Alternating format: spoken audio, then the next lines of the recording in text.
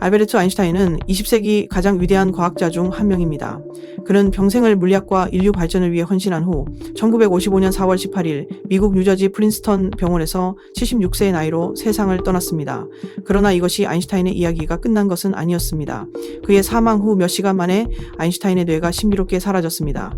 누가 훔쳐갔을까요? 그리고 왜 그 뇌는 수십 년 동안 논란이 된 연구의 중심이 되었을까요?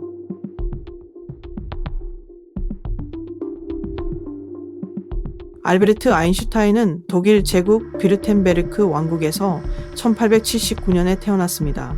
뮌헨에서 어린 시절을 보낸 후 그의 가족은 1890년대 중반에 이탈리아로 이주했습니다. 학창 시절 동안 아인슈타인은 수학과 물리학을 포함한 여러 과목에서 뛰어난 성적을 거두었습니다. 심지어 그는 12살 때 여름 한철 만에 대수학과 유클리드 기하학을 독학했습니다. 수학과 물리학 외에도 아인슈타인은 철학을 매우 좋아했습니다. 10살 때 그는 임마누엘 칸트를 가장 좋아하는 철학자로 선택했는데 칸트의 글은 일반인에게는 매우 난해했습니다. 10살 때 그는 임마누엘 칸트를 가장 좋아하는 철학자로 선택했는데 그가 후에 빛, 시간, 공간에 대해 철학하였습니다. 심지어 그는 여고 인매는 긴저는 했습니다. 심지어 월플 홍건예 그위도했습니다. 심지어 내 여팔비 권옥에 덕했습니다. 그는 심지어 1908년 아인슈타인은 베른 대학교에서 강사로 임명되었고 이후 이론물리학 교수로 재직했습니다. 이 직책은 그가 유럽에서 더 큰 성공을 거두도록 했으며 프로이센 과학 아카데미, 카이저 빌헬름 물리학 연구소, 독일 물리학회, 네덜란드 왕립예술과 과학 아카데미 등에서 활동하게 되었습니다. 1922년 아인슈타인은 광전 효과 발견으로 노벨 물리학상을 수상했습니다. 1930년대에는 일반 상대성 이론을 발전시키고 아인슈타인은 1955년 4월 18일 심장 근처 대동맥이 파열되어 사망했습니다. 2005년에 출간된 책에서 연구원 브라이언 버렐은 아인슈타인이 자신의 시신 처리 방법에 대한 지침을 남겼다고 밝혔습니다. 그의 유언에 따르면 시신 전체를 화장하고 유골을 비밀 장소에 뿌려 숭배자들이 그것을 소유하지 못하도록 하길 원했습니다. 그는 자신의 유해가 더 많은 관심을 끌거나 연구 대상이 되는 것을 원하지 않았습니다. 그러나 아인슈타인의 유언은 실현되지 않았습니다. 그는 시신을 처리한 병리학자 토마스 하비는 아인슈타인의 유언을 어기고 연구 목적으로 그의 뇌를 훔쳤습니다. 그는 자신의 유해가 더 많은 관심을 끌고 그의 뇌를 훔쳤습니다. 그는 자신의 유해가 더 많은 관심을 끌고 그의 뇌를 훔쳤습니다. 그는 자신의 유해가 더 많은 관심을 끌고 보겠습니다. 그러나 아인슈타인의 유언은 어기고 연구 목적을 얻습니다. 그는 3받은 10은다. 그는 3받은 3패십니다. 그는 3받은 3패십니다. 그는 3받은 3패. 그는 3 하비는 이사하기로 결정하고 아인슈타인의 뇌를 필라델피아로 가져갔습니다. 그곳에서 그는 아인슈타인의 뇌를 240조각으로 나누고 이를 셀로이딘 용액이 담긴 2개의 유리병에 보관했습니다. 셀로이딘은 셀룰로스보다 단단하고 탄력 있는 형태로 특히 단단하고 부서지기 쉬운 생물 표본을 감싸는 데 자주 사용됩니다. 하비는 유리병을 지하실에 보관하며 연구를 진행했습니다. 그러나 그의 아내가 유리병을 버리겠다고 위협하자 하비는 그것들을 중섭으로 옮겼습니다. 그러나 그의 아내가 유리병을 버리겠다고 위협하자 하비는 그것들을 중섭으로 옮겼습니다. 그러나 그의 아내가 유리병을 버리겠다고 위협하자 하비는 그것들을 중섭으로 옮겼습니다. 그러나 그의 아내가 유리병을 버리겠다고 위협하자 하비는 그것들을 중섭으로 옮겼습니다. 그러나 그의 아내가 유리병을 버리겠다고 위협하자 그러나 그의 아내가 유리병을 버리겠다고 위협했습니다. 그러나 그의 아내가 유리병을 버리겠다고 위협했습니다. 그러나 그의 아내가 유리병을 버리겠다고 위협했습니다. 그러나 그리하고 2007년 세상을 떠나기 전 하비는 남아있는 아인슈타인의 뇌 일부를 국립건강 및 의학박물관과 필라델피아 뮤터 박물관에 기증했습니다. 일부 문서에 따르면 하비는 아인슈타인의 뇌뿐만 아니라 눈까지 훔쳐서 나중에 아인슈타인의 안과 의사에게 전달했다고 합니다. 하비의 소름 끼치는 행동은 그의 아내조차도 받아들일 수 없었고 결국 그들의 결혼 생활은 파탄에 이르게 되었습니다. 비록 비인간적이고 기회주의적인 행동이었지만 토마스 하비는 여전히 당시 가장 뛰어난 병리학자 중 한 명으로 과학계에서 인정받고 있습니다. 아인슈타인의 뇌에 대한 첫 번째 연구는 1985년에 발표되었으며 슬라이싱하기 전 뇌의 크기와 무게와 같은 일반적인 정보를 제공했습니다. 하비와 다른 몇몇 과학자들은 아인슈타인의 뇌가 비정상적으로 높은 신경세포 대 교세포 비율을 가지고 있다고 주장했습니다. 이는 아인슈타인의 뇌가 일반적인 인간의 뇌와 다른 세포 또는 조직 비율을 가지고 있다고 결론지은 6가지 연구 중 하나였습니다. 그러나 이러한 연구들은 많은 비판에 직면했습니다. 각 연구는 평균 연령 47세에서 80세 사이에 약 연구는 평균 연령 47세에서 80세 사이에 약 연구는 평균 연령 47세에서 80세 사이에 약 연구들은 평균형에서 훨씬 낮았습니다. 그러나 이러한 연구들은 평균형에서 훨씬 낮았습니다. 그러나 이러한 연구들은 평균형에서 평균에서 신공견정에다가 씁니다. 평균형에다가 씁니다. 평균형은 영주 만규도 평균형에서 평균형은 평균형은 이 평균형이도 뇌의 나이는 연구 결과에 큰 영향을 미칠 수 있으며 이는 결과의 정확성을 저하시킬 수 있습니다. 게다가 아인슈타인의 뇌는 연구 당시 수십 년이 지난 상태였기 때문에 시간이 지나면서 구조가 변했을 가능성이 있습니다. 많은 연구에서는 세포수를 세는 방법을 사용했는데 이는 종종 신뢰할 수 없는 방법으로 간주됩니다. 세포가 작고 구분하기 어려운 경우가 있어 수치와의 주관성이 개입할 수 있기 때문입니다. 또한 하비와 그의 동료들은 아인슈타인의 뇌가 표본 집단의 뇌와 얼마나 유사한지에 대해 논의하기를 거부했습니다. 마지막으로 아인슈타인의 뇌는 240조각으로 나뉘었기 때문에 실험은 전체 뇌의 뇌는 240조각으로 나뉘었기 때문에 실험은 전체 뇌 뇌는 240조각으로 나뉘었기 때문에 실험은 전체 뇌 뇌는 240조각으로 나뉘었기 때문이 또한 하비와 그의 동료들은 아인슈타인의 뇌는 240조각으로 나뉘었기 때문에 실험하는 전체 뇌는 240조각으로 나뉘었기 때문에 실험하는 전체 뇌는 240조각으로 나뉘었기 때문에 240조각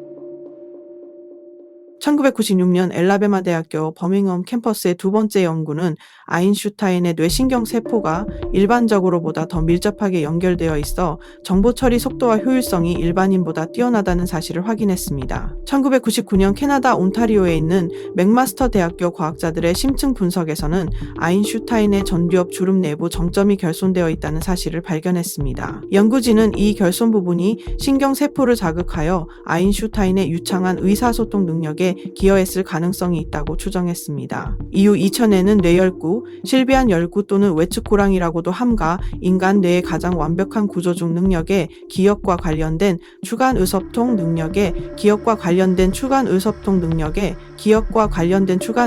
능력에 대부분의 사람들은 3개의 주름만 가지고 있지만 아인슈타인은 4개가 있었습니다. 연구자들은 또한 아인슈타인의 두정엽이 눈에 띄게 비대칭이며 뇌의 일부가 이랑 위로 돌출되어 있다는 사실을 발견했습니다. 이는 오메가 표시라고 불리며 왼손잡이 음악가들에게 흔히 발견됩니다. 실제로 아인슈타인은 바이올린을 연주할 수 있었습니다. 이러한 연구 결과는 천재 아인슈타인의 뇌가 일반인과 상당히 다르다는 것을 보여줍니다. 이는 그가 평생 동안 이룩한 놀라운 업적을 부분적으로 설명해 줄 수 있습니다. 1년 후 과학자들은 아인슈타인의 뇌자와 방구를 연결하는 부위인 뇌랑거러부스 갈로섬이 더 두꺼워져 두 방구 간의 조화로운 협력이 가능하다는 사실을 발견했습니다. 그러나 이러한 특징들이 선천적인 것인지 아니면 아인슈타인의 작업 과정에서 형성된 것인지는 의문이 남습니다. 오메가 표시는 아인슈타인이 어릴 때부터 바이올린을 자주 연주한 습관에서 생겼을 가능성이 있지만 다른 특징들의 원인을 이해하기는 매우 어렵습니다. 이러한 발견이 나올 때마다 전 세계 신문들은 과학자들이 천재 물리학자의 성공 비밀을 밝혀냈다라고 보도하기 시작했습니다. 그러나 심리학자 테런스 하인스의 M의 이론적인 수준에 불과합니다. 실제로 과학자들은 아인슈타인의 뇌에서 발견된 이론은 차이점부를 어렵습니다. 아인슈타인은 단순한 천재가 아니었으며 여러 언어를 구사하고 악기를 연주했으며 자폐증을 앓고 있었습니다. 아인슈타인은 위대한 이론들로 인류 역사에 이름을 남겼지만 개인적인 삶에서는 성공하지 못했습니다. 그의 첫 번째 결혼 생활은 정말 어려운 결혼이었습니다. 아인슈타인은 수학자로서 성공한 아내 밀레바 마리치 마이러 마릭스顿 결혼식에서 서약한 직후부터 속이기 시작했습니다. 두 사람은 11년의 결혼 생활 끝에 각자의 길을 가게 되었습니다. 밀레바는 아이들 때문에 이혼을 원하지 않았습니다. 이러한 상황에서 아인슈타인은 결혼 생활을 유지하고 싶다면 지켜야 할 충격적인 요구사항과 규칙 목록을 제시했습니다. 놀랍게도 밀레바는 이 규칙 목록을 받아들였습니다. 본질적으로 아인슈타인은 아내를 자신의 개인 비서처럼 만들었습니다. 이 목록은 미국의 저명한 전기작가 월터 아이작스입니다. 놀랍게도 밀레바는 이 규칙 목록을 받아들였습니다. 본질적으로 니르시였습니다. 본질적으로 자시해냈습니다. 본질적으로 거십담이란 다 그것이네. 아모시오또 아인슈타인이 제시한 조건 중 일부는 다음 사항을 보장해야 합니다. 내 옷이 항상 깨끗하게 세탁되고 다림질되어 좋은 상태로 유지될 것. 나는 내 방에서 규칙적인 새끼 식사를 받을 것. 내 침실과 연구실은 항상 청결하고 정돈되어 있어야 하며 특히 내 책상은 나만 손댈 수 있습니다. 사회적 체면 유지를 위한 경우가 아니면 나와의 개인적인 관계를 포기해야 합니다. 집에서 나와 함께 앉기, 나와 외출하거나 여행하기, 다음 사항을 나와의 관계에서 반드시 지켜야 합니다. 나에게 애정을 기대하지 말며 어떤 형태로든 나를 비방하지 말 것. 내가 요청하면 즉시 조용히 할 것. 내가 요청하면 즉시 조용히 할 것. 내가 요청하면 즉시 조용히 할 것. 내가 요청하면 즉시 지켜야 합니다. 다음 상을 요구하지랑이 다음 상을 요구하진 납니다. 다음 상을 요구하진 납니다. 다음 상을 요구하진 납니다. 초남상 초냉기하고야 합니다. 놀랍지 않게도 이러한 상황은 오래가지 않았고 밀레바는 1919년에 아인슈타인과 이혼했습니다. 알베르트 아인슈타인의 가장 위대한 업적 중 하나는 그가 26세 때 개발한 특수 상대성 이론입니다. 이것은 중력의 영향을 무시하는 특별한 조건에서 상대 운동을 다루기 때문에 특수라고 불립니다. 이것은 사소해 보일 수 있지만 실제로는 역사상 가장 위대한 과학혁명 중 하나로 물리학자들이 공간과 시간에 대해 생각하는 방식을 완전히 분리된 개념으로 생각되었습니다. 이전에는 공간과 시간이 각각 킬로미터나 초와 같은 단위로 측정되었기 때문에 완전히 분리된 개념으로 생각되었습니다. 그러나 이는 빛의 속도에 가까워질 수 이상한 현상이 발생한다는 것은 의미하기도 합니다. 예를 들어 빛의 속도의 80%로 이동하는 우주선을 본다면 정지 상태일 때보다 약 40% 짧아 보일 것입니다. 이 우주선 내부를 볼 수 있다면 모든 것이 느리게 움직이는 것처럼 보일 것이며 1분이 100초에 해당하는 속도로 표시될 것입니다. 이는 우주선에 탄 승무원들이 더 빠르게 이동할수록 실제로 더 천천히 나이를 먹는다는 것을 의미합니다.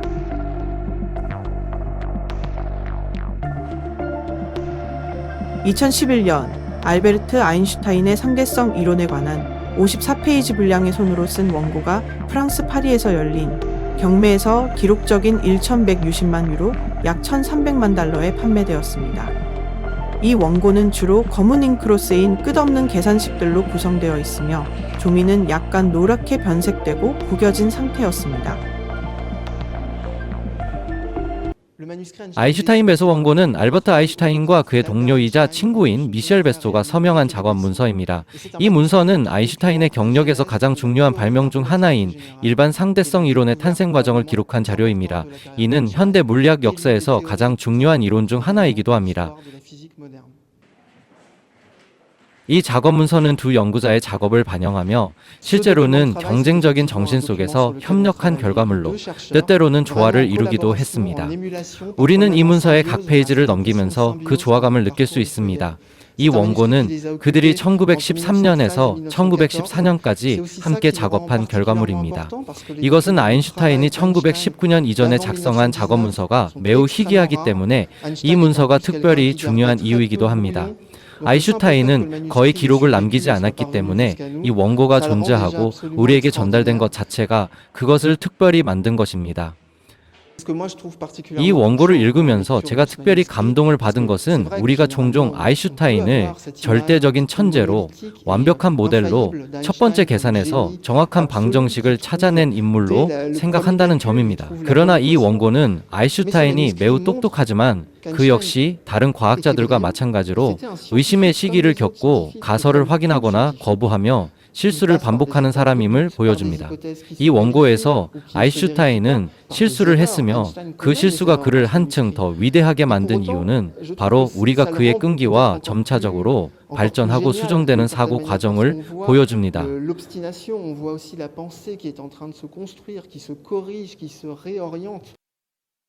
2015년에는 아인슈타인의 타자본과 손글씨, 서명이 포함된 25통의 편지가 미국 경매에서 40만 달러 이상에 팔렸습니다.